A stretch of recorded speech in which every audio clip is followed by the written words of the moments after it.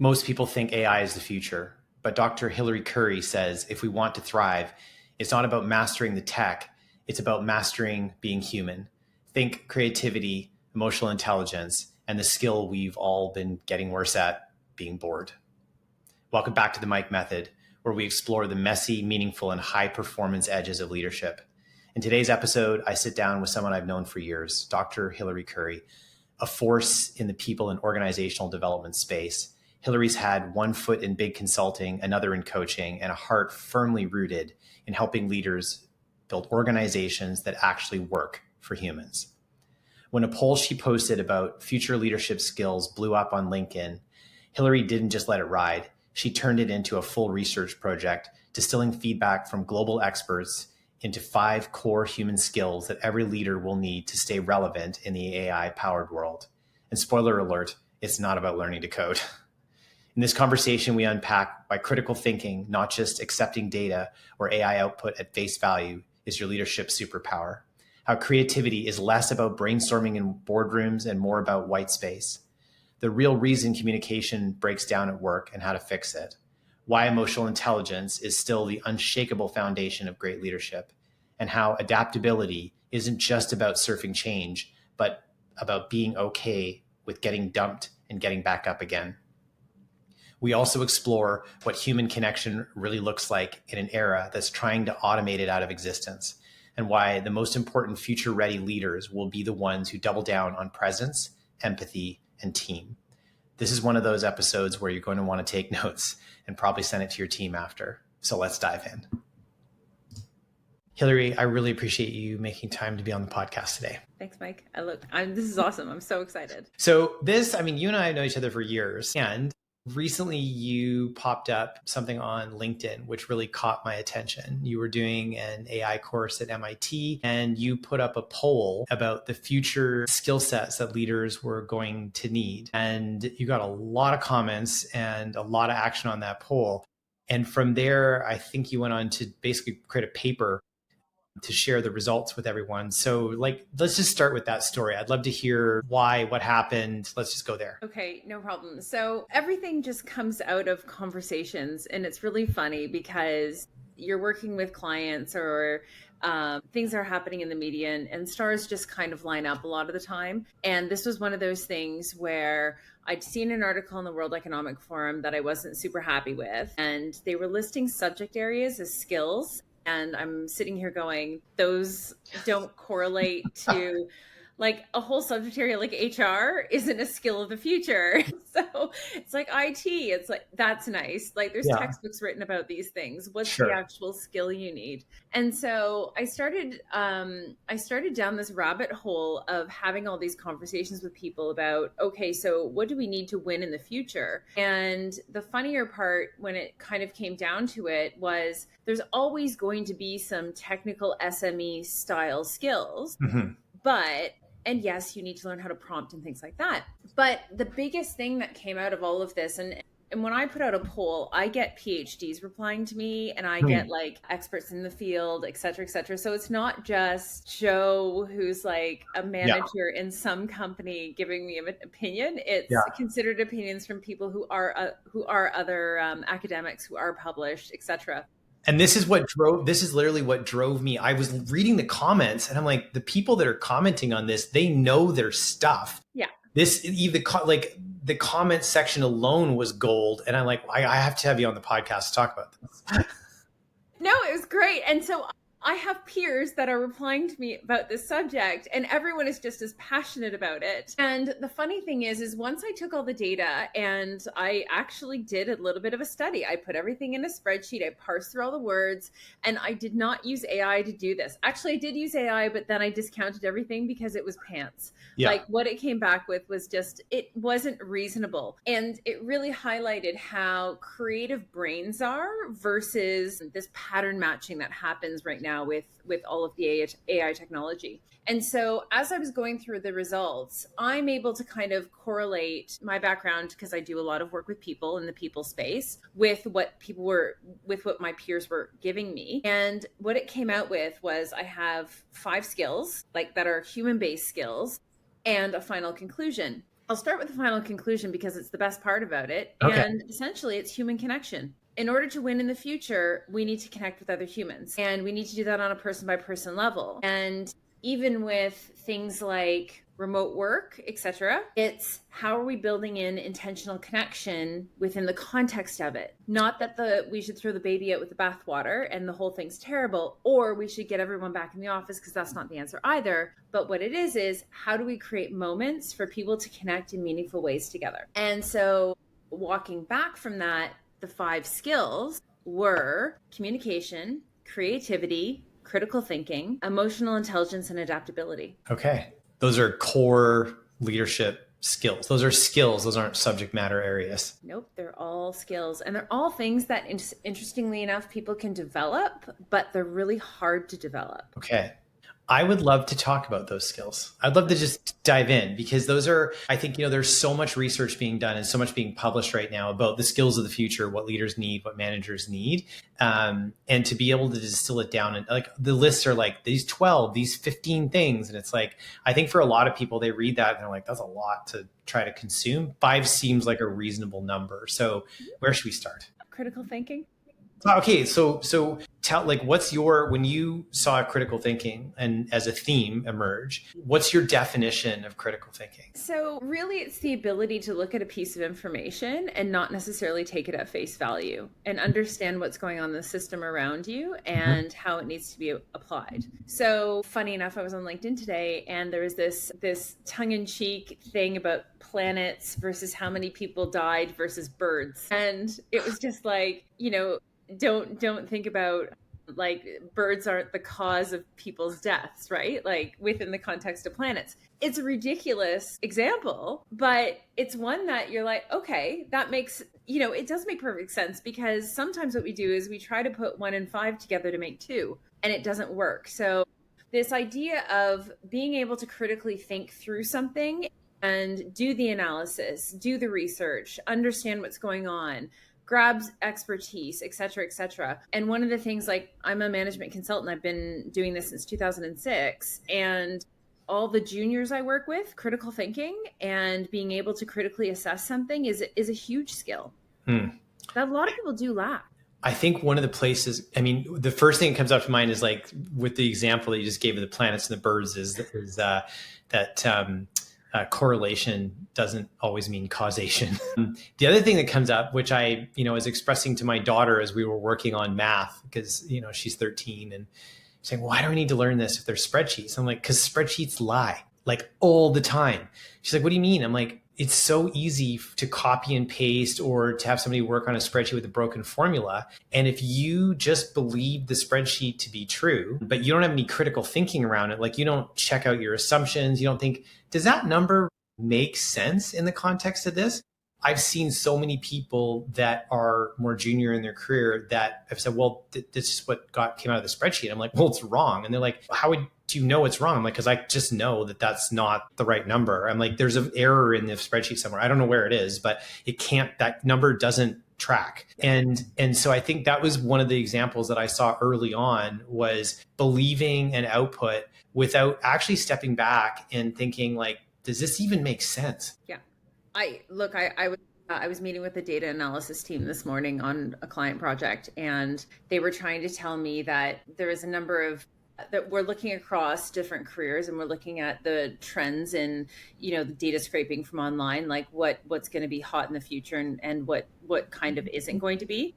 And all the trend lines were going down. And I was like, okay, so what this is telling me is that no one's going to be hiring in the future. But I know for a fact that organizations are still going to be growing. There's going to be jobs and positions. They might not look the same as today. But if you're showing me this graph and you're telling me this is the case, I'm like, let's look a little bit deeper. So I think that's a great skill. I think the more that people can question, particularly in the age of AI, because we had a guest on the podcast recently, Kian Gohar, and he said, ChatGPT is like the best golden retriever ever. It just wants to make you happy, and it wants to give you the answer it thinks you need or thinks you want.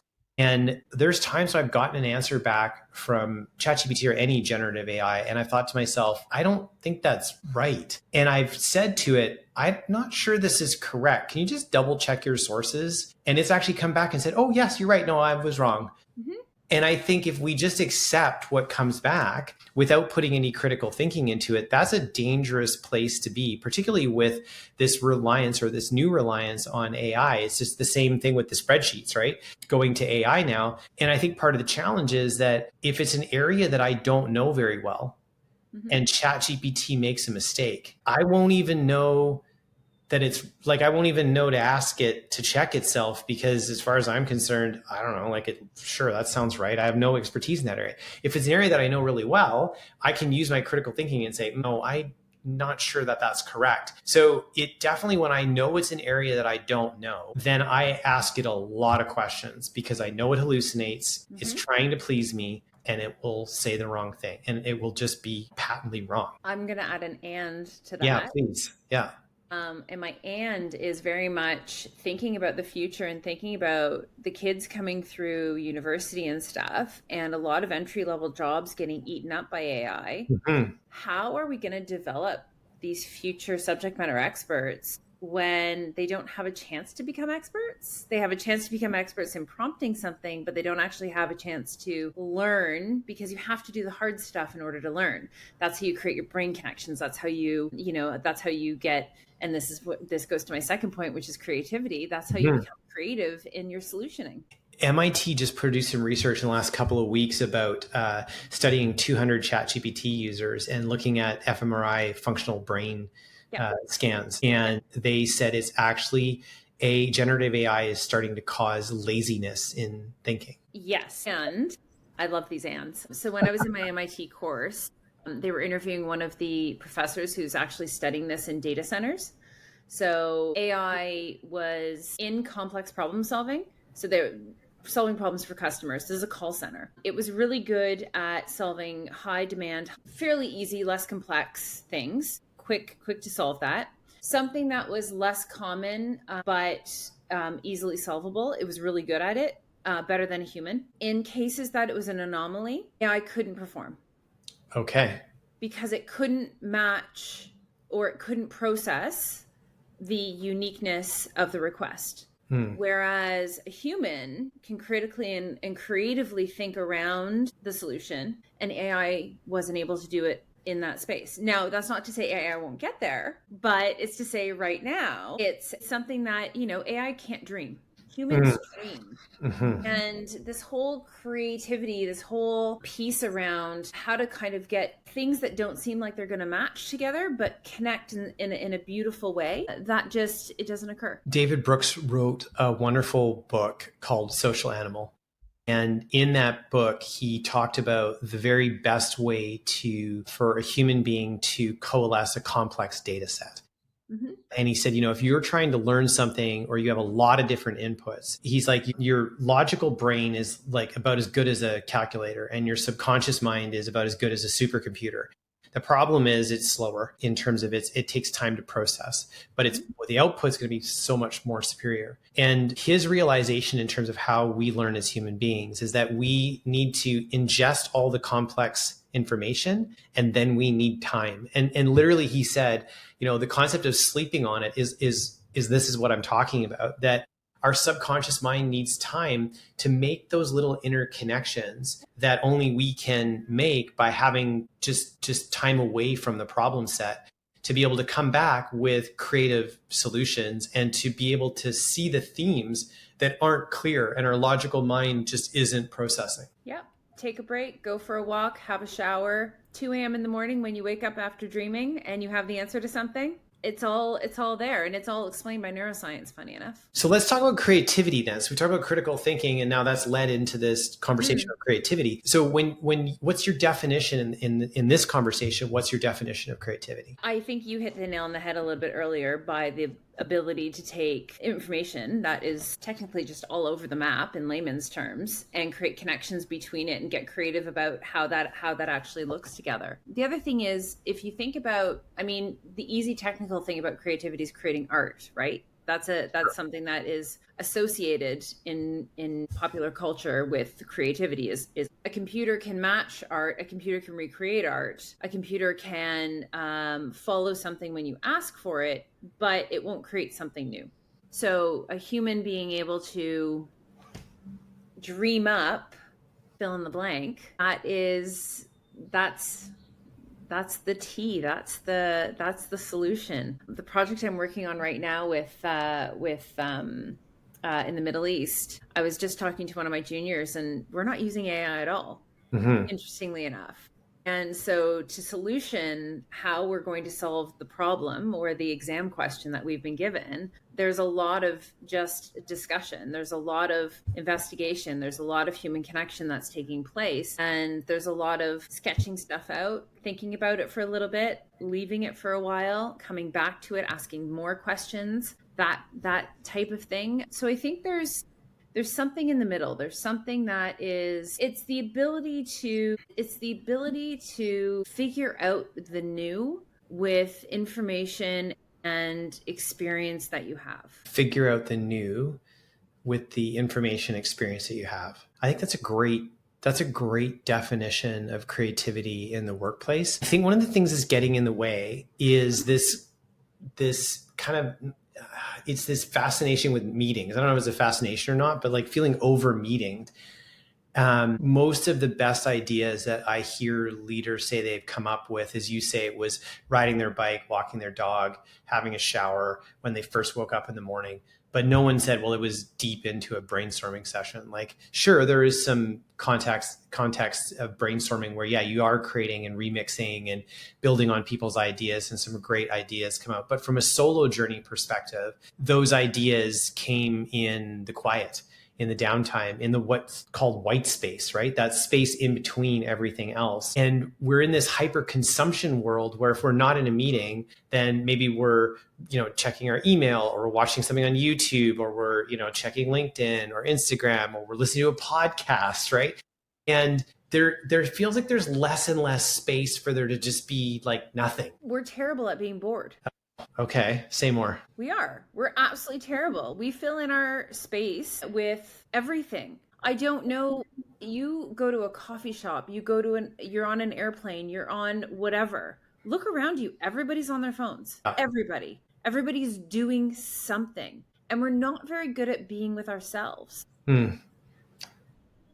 There's, I think it's a product of everything. It's a product of hyperconnectivity. It's a product of pressure. It's a product of how busy we are. It's just societal expectations, whatever those things are. Because then you look at people who have chosen to live off the grid, right? So you can take some islands in British Columbia, Lasqueti Island, right? Off the coast, you have to go up the Sunshine Coast, take a couple ferries, and you're off. And they don't have any power. It's a bit off the grid, and they use outhouses in the whole 9 yards, and they're not connected. And it's nice. It's grounding. And when you talk to anyone who's, oh, well, I've taken a LinkedIn break, or I've taken a social media break, or whatever, all of a sudden you're engaging your brain cells in a different way. You're regenerating yourself. You've stepped away from this whole technology thing. You're sleeping better, all this stuff. And there's all of these anecdotal stories about this. The most interesting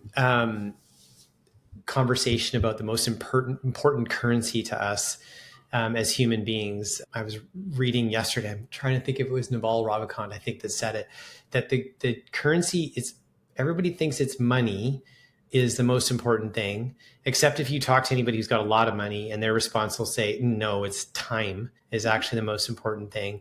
But then if you dig deeper into time, the most important thing is attention. Because if I have time, but I'm not present, then that's not actually freedom. If my attention is always distracted, whether it's with a book or with my phone or whatever, right? Something that is taking me away from being in the present moment. I mean, reading a book, there's nothing wrong with reading a book, don't get me wrong. But in terms of people's attention, that's something that is an incredibly important currency, and we're willing to give it away all the time. And there are giant corporations online, and their entire job is to try to capture that attention from us. Yep, absolutely. Your time is so valuable, and your attention is valuable. Think about how many people's marriages, and I hate to say this, break down because one partner will constantly put out bids, and by bids they just want attention from their other half, and the other person's ignoring them. And if you're not picking up on your other half's bids, and you keep doing it, you erode a relationship. That could go for anything. That could go for work. That could go for friendships. That could go for absolutely anything. Yeah, the Gottman research proved that to be true when they were trying to figure out, is it affairs that cause the breakdown in marriage? And they're like, no, that's a symptom.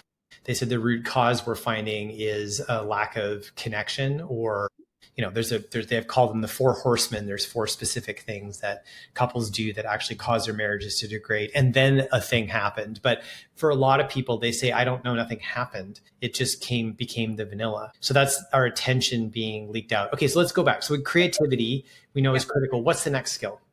Communication. And okay, in the context of this, again, so a lot of people, maybe listeners, are listening to this thinking like, okay, I feel like I'm a pretty good communicator. Like, what are we really talking about though in communication? So the thing with communication, it could be a number of things. If we're looking at workplace communication, it's ensuring that messages are received, but also communicated in the right way. We do a lot of things at work that put other people on edge. We do a lot of things at work that unintentionally upset the apple cart or cause stress in the system. And you talk to leaders and they're like, no, I didn't mean that, or that wasn't my intention. And so often that the problem is that people are very, very, very busy and they don't actually take the time to communicate properly. And they think that they can just send a message or what have you, or they don't think through unintended consequences of said message and lands badly, et cetera, then they spend more time trying to clean up the mess at the end of the day. So I think communication, whether it's the one-on-one piece, the team piece, the organization piece, you look at everything like an onion and you look at your systems that you're working in. Those are the pieces that are critical, but to your point, with the time and attention piece, if you don't take the time to do it correctly, I think that does a huge disservice to the entire system at the end of the day. There's this piece in communication that's sort of in what you just said, which is this ability to, which taps into emotional intelligence, which I know we're going to talk about because it's one of your 5 things, which is the ability to empathize with others and to actually truly listen.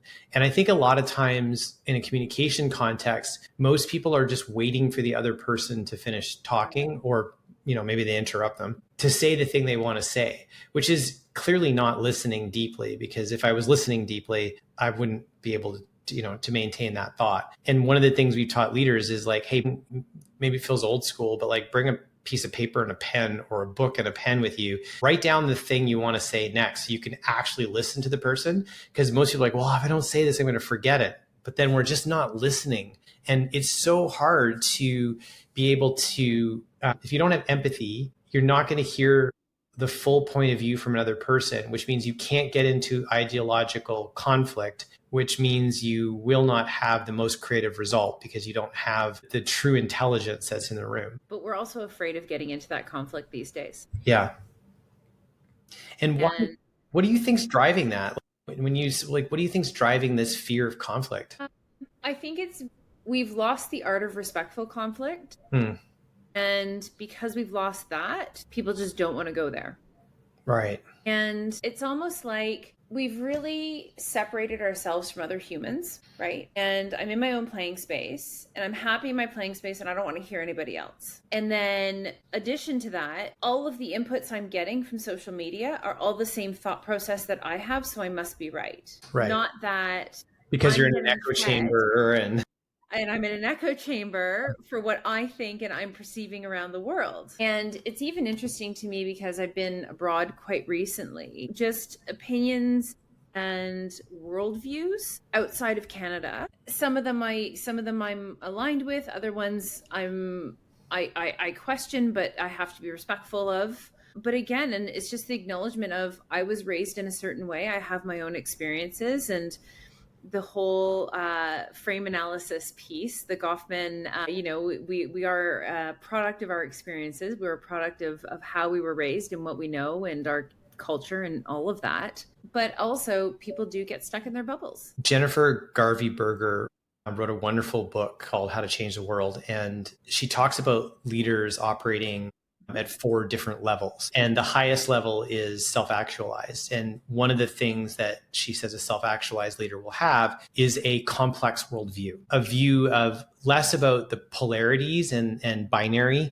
It's either this or that, and more to say that, hey, I have a worldview that's been shaped by my personal experience. It doesn't match everybody else's worldview. It doesn't mean I'm right or they're wrong. It means that we think or view the world differently. And I need to be aware of my own personal biases when I'm in conversations with others and listen for understanding, not for agreement. And the more that I do that, the more that I will see that most things are gray and most things that I think are binary are actually gray. There are some morality pieces, which I think everybody on the planet would agree to because they would lead to the end of civilization and things like that. But outside of that, most of the things that we operate within are social constructs or things we've learned over time. And I thought that was a beautiful way of helping to express to a leader that you will be less sure of the things you are sure of the longer that you're in a leadership role, because you'll be surfing in the gray.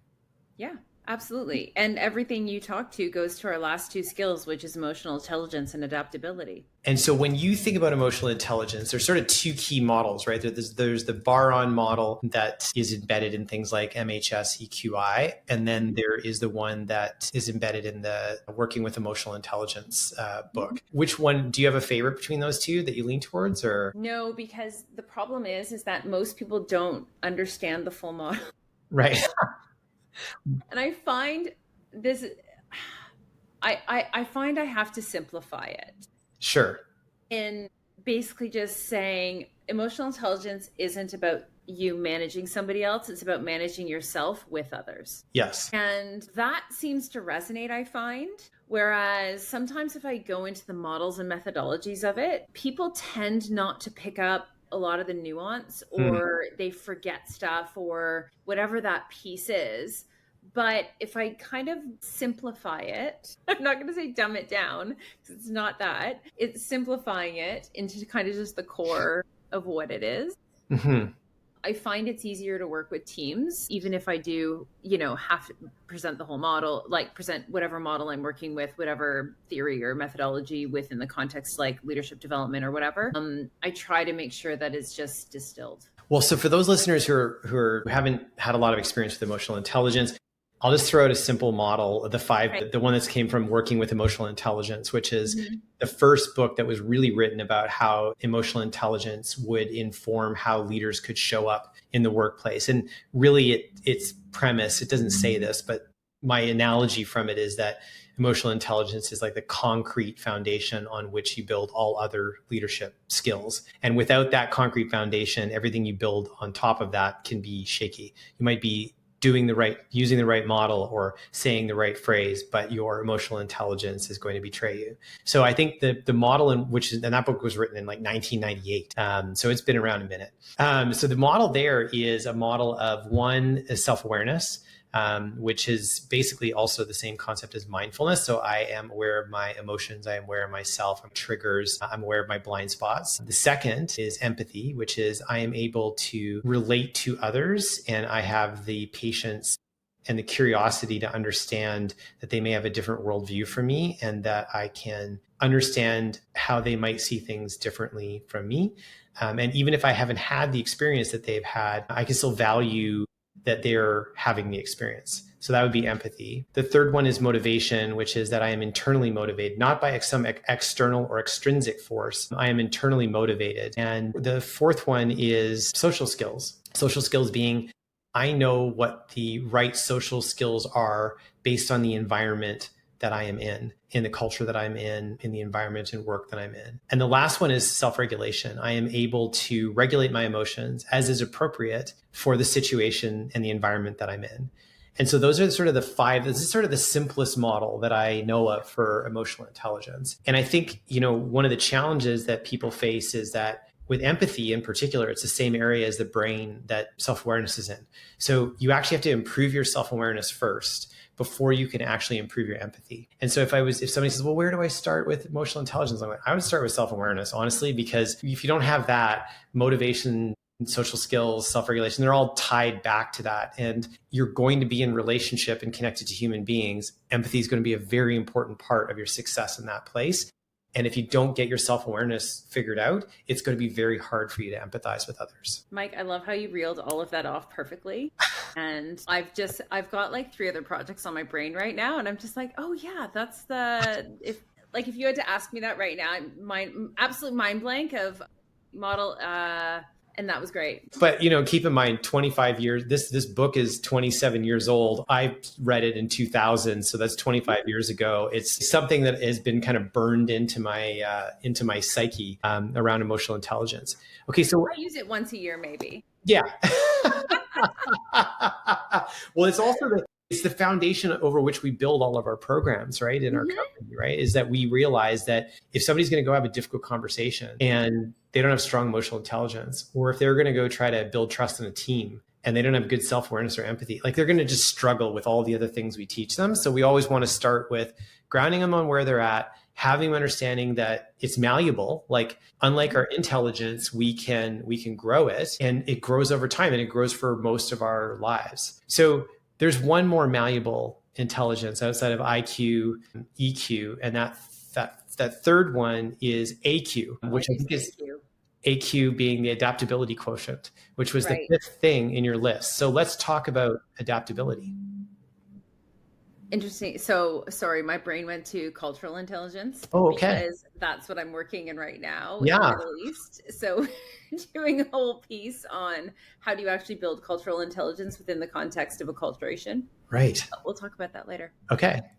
Adaptability. How do you adapt? Oh my goodness. This actually goes through, in simplified terms, I think of adaptability of how able are we to deal with what's coming at us. And so I have a family member who, and this is how I love to think about it. I have a family member who's really good at dealing with really big stuff, but really small stuff throws them in every single situation. And they get frustrated, they get overwhelmed. It comes out as anger. It's just, and it's from my perspective, I have to I'm dealing with this and I'm just thinking, well, what's the big deal? It's just this, and I'm just going to go roll with it. It's not, and I have no issue. Like, you just go do it. But if there's a big thing that happens, like there's a crisis or whatever, they're really good in the crisis. And so I think about adaptability in these cases where I think we have to be able to flex, roll with things. Whatever's coming at you, you just either have to troubleshoot, deal with it, and keep going. And then I was talking to some kids recently, kids like probably about 15, 16 years old. And one of the things they said, oh, I've got such anxiety around everything. Anxiety is a word that seems to be that they use all the time. And I'm like, well, what's the big deal with this? Like, you just have to figure it out. You just have to go do the thing. Like, this is life. This is how you deal with it. And they're like, oh no, I could never do that. Even else, and it was like they were trying to shovel the problem over to somebody else, and they didn't want to actually do the problem solving, deal with it, and get through it. So in the area of adaptability, in the future especially, I do have some concerns that this will be something that is not very well done. We would have called this change management partly in the past, right? And I think one of the challenges is that the point at which we realize that we've lost our sense of control. So it's an illusion of control. But we thought everything was, so if everything's staying the same, then I feel in control. If things have changed, then now I've lost this illusion I had that I was actually in control of the situation.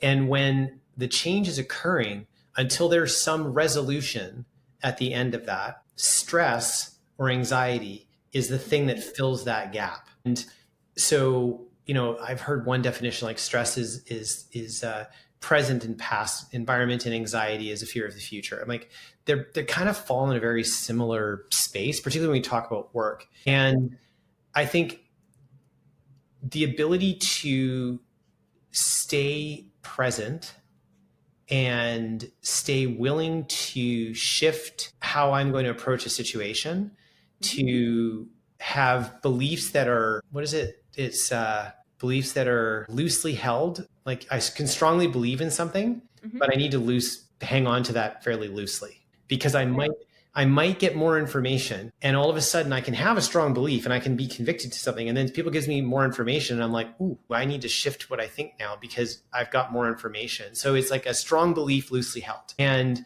that allows people to be a little bit more adaptable, because like the current situation and the amount of change that people are facing today is more than we've ever had. The amount of information that's put forward, all of it, it's a lot. So we think about adaptability in that context. Like, how do you build that muscle? Like, what do you think people can physically do? Because we're talking about skill sets here, not, as we talked about before, not an area of practice, right? What do you think the practices are that somebody listening to this could put into place in their life to help to drive more adaptability? Honestly, I think some of it is this whole issue of accountability with expecting others to do things for us or to solve our problems for us. And we have to practice doing that piece and being okay with failing. I think failure is a big theme in this, where if I fail, that's it. I'm not going to do anything else. Like Mhm. it's the end of the world. And I'm not sure that these younger generations have failed or have been allowed to fail. I mean, it's the best teacher, right? Like when I was Mhm. 20 something years old and something didn't go right and I had to like dig myself out of a dig myself out of a hole. And my parents weren't going to help me with it. They were there all like I wasn't going to like absolutely, but my parents were like, "No, you sort yourselves out." I'm not sure parents do that anymore to some extent. I think that's the whole helicopter parenting thing, right? Is this like, hey, we got to save our kids from everything? But then you're right. Like, where is like, how do you build adaptability if you're not actually doing hard things, making decisions, and figuring out how to sort it out? Like, right? Like, it's a skill. It's a learned Well, skill. but hard things are what you and I just think this is hilarious. Well, I was in the fall, I taught a program at university, MBA level, and I have pretty high expectations. You're in an MBA level course. I have expectations about being able to write a paragraph, et Sure. cetera, et cetera. And I stumbled on, I can't remember what I was Googling, but I stumbled on Rate Your Prof. And I got rated down for being a hard marker. And I was thinking to myself, I have standards. Yeah. If you can't meet these standards, whose problem is this? And how are you going to be in life when you can't, like, I've clearly explained a number of times how to do the thing Hmm. and provided resources for help and provided feedback but then she's a hard marker and I can't get more than this percentage, but you haven't tried. So Right. I'm struggling with the adaptability, or maybe it's just the stick to itivity, the grit of some people. Well, in Angela Duckworth's Angela Duckworth. book, right, Grit, she talks about this skill of adaptability being an important part of the equation, right? It's not going to get the world isn't going to slow down. AI is going to accelerate it, and so our ability to, I guess, it comes down to surf in the waves as opposed to fighting the waves, right? Like, I don't want there to be waves. Like, cool, we gave you surfboards. Another option is you could just surf with the way the waves are going and carve a path that way. And I think, for a lot of people, they're just arguing with the ocean and they're Well, mad at it. Like, it shouldn't or be this way. yeah, or accepting that they're going to get dumped off their surfboard every once in a while and you have to figure out how to write your surfboard and get back on it. And nobody's going to come and put you back on the surfboard yourself. I love that. This has been such a fascinating conversation, Hilary. I really appreciate you, one, putting this out in the world and on LinkedIn, that sparked the idea to have this conversation. And then two, sharing these critical skills that people are going to need as leaders. So critical thinking, creativity, communication, emotional intelligence, and adaptability as the core skills for the future. Any closing thoughts? Like, what else do we need to know? I think we just circle back to the beginning and really focus on human connection. When we connect with people, when we share ideas, when we share experiences and share bonds, I think we do better together. And this whole I versus we thing, we don't win by ourselves. Even someone who's a pro athlete, they don't win by themselves. They've Mhm. got trainers, they've got physios, they've got a whole host of people that are behind them, even if it's the fastest sprinter in the world. Regardless of that, there's always a team create a win. I think sometimes, especially in North America, we're very individualistic society some ways, and I think the I gets in the way. So how can we have more we going forward? In a world where AI is depersonalizing and deconnecting us, it sounds like your solution is let's dive back into deeper connection. Dr. Hilary Curry, thank you for making time for me today. Thanks, Mike.